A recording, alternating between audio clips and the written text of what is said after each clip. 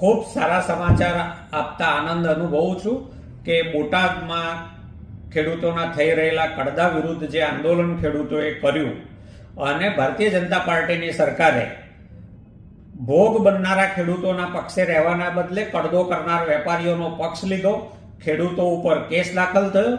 એ પૈકીના 34 ખેડૂતોની જામીન અરજી બોટાદ સેશન્સ કોર્ટમાં મૂકેલી હતી।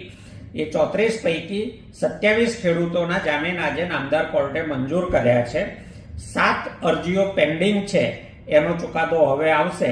પરંતુ ખૂબ ખુશીના સમાચાર એ છે કે 27 ખેડૂતો જેમને કેસમાં કોઈ રોલ વગર એક સામૂહિક સોગંદનામા દ્વારા આરોપી બનાવવામાં આવ્યા હતા, એવા નિર્દોષ ખેડૂતોનો હવે જલ્દીથી છુટકારો થશે।